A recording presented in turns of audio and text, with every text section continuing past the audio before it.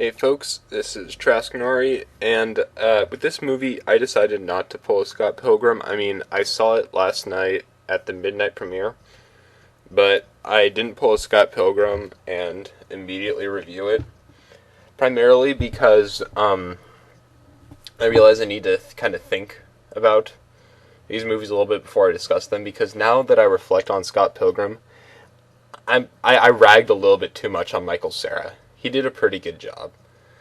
I was just tired by the time I saw the movie, and his voice is a little whiny. So, my opinion of Scott Pilgrim has gone up since, just because now I don't hate Michael Cera as much in reflection.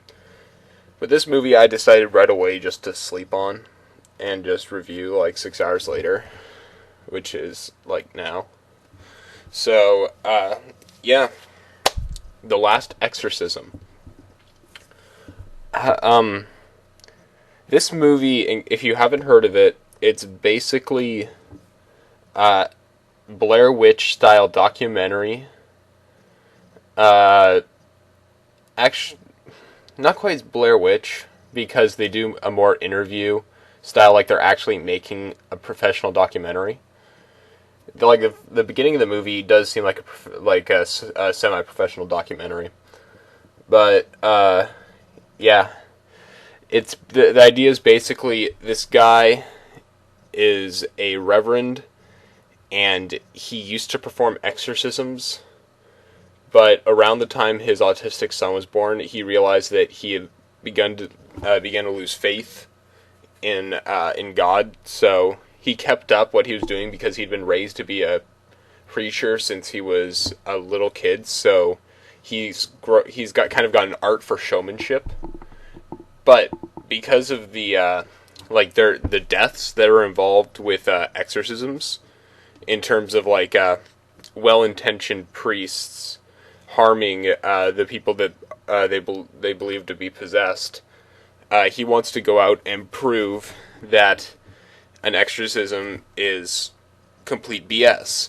So what his goal is he wants to go to somewhere where someone is supposedly possessed and perform an exorcism, except everything in the exorcism is going to be scripted. Like, in terms of, like, he has strings that he has to pull on the pictures on the walls. He has he in order to trick the possessed girl into thinking that the Holy Spirit is in her or whatever. He has these two coins on his hands that he normally puts on the sides of her head, but they're attached to a 9-volt battery. So actually, the first bit of this movie is this guy trying to pretty much put on a fake exorcism, and it's actually a little funny in a really sick kind of way. Like, he is zapping this girl with 9-volt batteries and scaring the crap out of her and her family. So, yeah, yeah. Basically, the movie goes from it's in the film of a documentary, but it goes from a dark comedy at the beginning when he's performing the fake exorcism, because it is a little wrong that he's doing this to like a 16-year-old girl, but it's also really funny.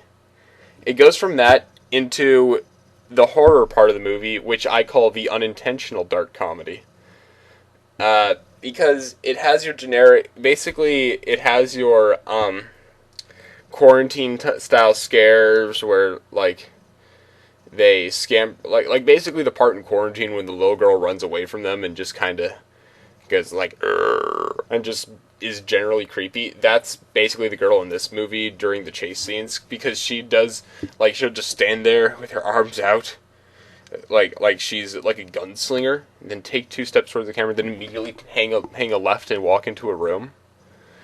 And I went to go see it with a bunch of friends, and the girl next to me was screaming a little bit at some of the parts, but it was more of a, like a yell when you see something surprising. So it's not like it was legitimately scary for most of the movie. I was laughing a little bit. There is one scene, though, where apparently the makers of the movie said, "We gotta one-up Quarantine." Those who have weak stomachs and sensibilities turn around and leave. Are they gone? Good. I hate those guys. Basically, you remember the scene in Quarantine when the cameraman bashes a zombie's face in with his camera, with the lens bashes the zombie in with his camera. Well, at one point in the movie when everyone's asleep, the demon girl steals the camera. And she pulls a Quarantine on a fucking cat. And it honestly, like she's approaching the cat, and the cat has this look on his face, like he's like, oh shit, oh shit, oh shit, oh shit. And I felt really bad because I immediately leaned over to the person who I went with next to me, my friend, and I'm like, I can Hazmedic, and I immediately felt bad, but it was still funny for me. That movie, yeah, it's really more shock value that it's going for. Because if I can kind of just immediately go home and sleep on a horror movie, it didn't really do its job if it was trying to scare me. Because I didn't get scared. But yeah. The ending is a little bit of a nice twist. Although I call BS on how far they went with it. I did call the ending about 25 minutes from the end. Although, granted, it was a bit of a twist ending, so I probably wouldn't have called it before that. But around the time it sets up, it's like it starts pretending that there's going to be no twist ending. I predicted the twist ending. But this really isn't a movie you see alone. It's a movie you go and see with a group of friends and kind of joke on the movie while you're in there. Because that's what these kind of movies are. It's not like it's fucking Citizen Kane. It's not some kind of fancy, intelligent movie. But in terms of other movies, I did go see The Expendables, and all I'm going to say on that is there is no way that they meant for that to be like a modern action movie. That is 100% got to be pretty much homage to 80s action movies. It has every single cliche in the book. So, I'm going to put it this way. If you want to shut off your brain for a little bit and watch stuff explode, Expendables. If you want to go with a group of friends and maybe get a few jump scares but kind of laugh along with the movie for the rest of the time, go watch The Last Exorcism. And if you want to watch a good movie, see Scott Pilgrim. Nah, that's harsh. This wasn't a bad movie. I don't want to make it seem like it was a bad movie. It wasn't bad. It wasn't great. It was good. It was okay. Maybe my view of all movies has been skewed since after last season because all movies are good compared to that. But, it was good. I'd enjoyed myself, but it's more of an experience than the movie. Like, I wouldn't rent this movie just to watch again unless I was seeing it with a group of friends who hadn't seen it yet. Mainly so I could call the twist ending at the very beginning of the movie. But my humble opinion of it, and if you watch the movie, come back and watch this video and go ahead and try to tell me that this is not an accurate idea of it.